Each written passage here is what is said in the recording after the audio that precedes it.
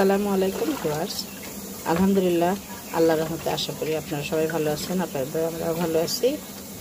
গত এক সপ্তাহ যাবৎ সাকিবের বিয়ে, মানে আমার দেবরের ছেলে সাকিব, ওকে তো অবশ্য সবাই চিনে গেছেন।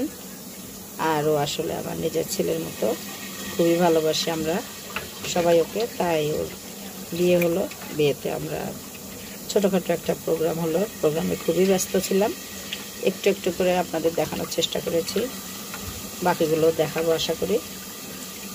তো কয়েকদিন হয়ে যাওয়ার পরে আজকে রান্না করব মুরগি, রসুন, আলু ঝোল করব। কিভাবে করব সেটা দেখাবো। এটা এখানে প্রায় 1.5 কেজির বেশি মুরগি আছে। ভালো করে ধুয়ে নেব। মুরগিটা বাজার থেকে কেটে নিয়ে আসা। এটা বড় জাতের মুরগি, প্রিন্স নামের একটা মুরগি আছে। সেই মুরগি 5 কেজি 7 কেজি ওজন হয়। ওটারই বড় কিনে একদিন বিরিয়ানি করেছিলাম আর কেজি 1.5 রেখে দিয়েছিলাম। সেই মাংসটা এখন রান্না করব। সবই আজ সঙ্গে থাকবেন। মুরগিতে আলু দেওয়ার জন্য ফ্রেশ করে ধুয়ে নিলাম। দেখুন, এখন চুলার কাছে যাব।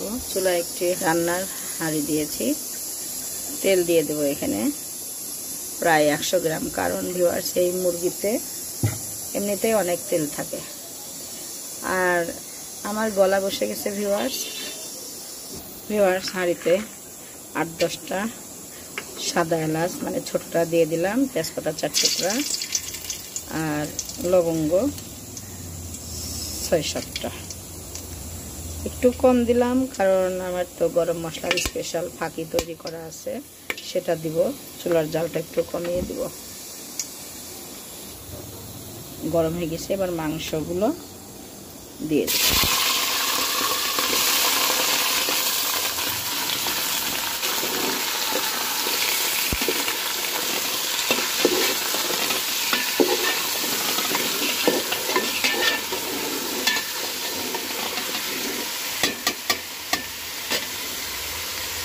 দুই থেকে 3 মিনিট তেলের মধ্যে মাংসগুলো একটু ভেজে নেব।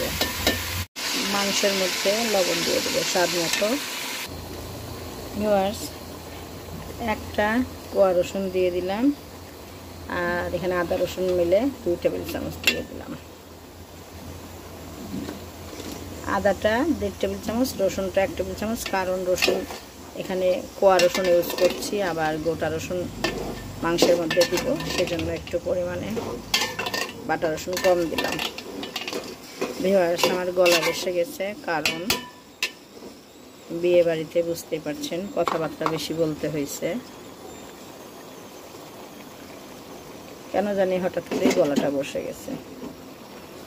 ভিউয়ার্স, এবারে হলুদের গুঁড়া দিয়ে দেবো 1.5 চা চামচ, মরিচের গুঁড়া দিলাম 1.5 চা চামচ, ধনে 1 চা চামচের একটু বেশি, মানে 1.5 চা চামচ, জিরা 1.5 চা চামচ, আমার নিজস্ব হাতে তৈরি করা 1 চা চামচ।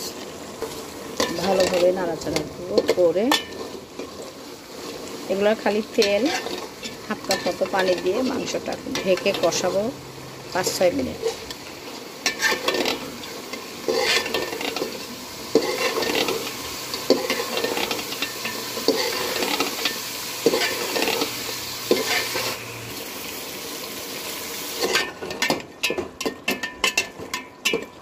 ভিউয়ার্স, 1.5 কাপ মতো পেঁয়াজ দিয়ে দেবো, দেখেই বুঝতে পারছেন।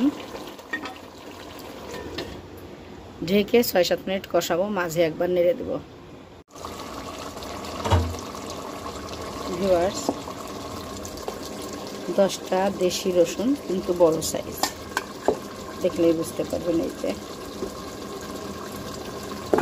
পরিষ্কার করে ধুয়ে নিয়েছি, এখন দিয়ে দেবো।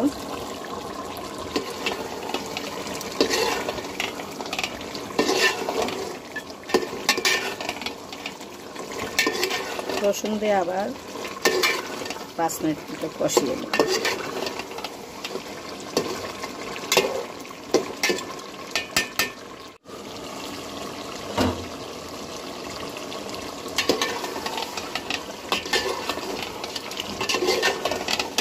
এবারে আলু ভেজে নিয়েছিলাম, সেগুলো দিয়ে দেবো।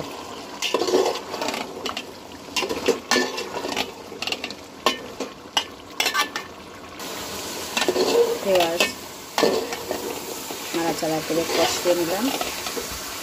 এবারে রান্না কমপ্লিট হওয়ার জন্য ঝোল দিয়ে দেব। আরও 1 কাপ পানি দিয়ে দিলাম।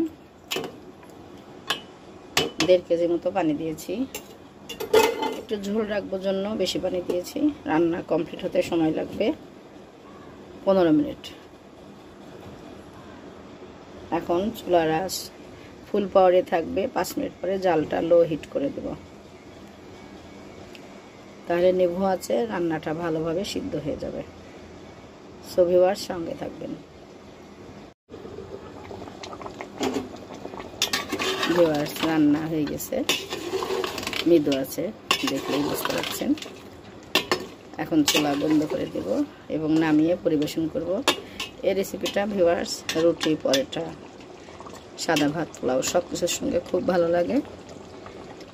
আর যারা আমার চ্যানেলটিকে এখনও সাবস্ক্রাইব করেনি চট করে অনুরোধ করছি সাবস্ক্রাইব করে ফেলবেন, লাইক কমেন্ট শেয়ার করবেন, পাশে থাকা বেল আইকনটা প্রেস করবেন। তাহলে যখনই নতুন নতুন ভিডিও আপলোড দেব সঙ্গে সঙ্গে নোটিফিকেশনটা আপনার কাছে পৌঁছে যাবে। ভিউয়ার্স আমার গলা বসে গেছে, তার জন্য সরি।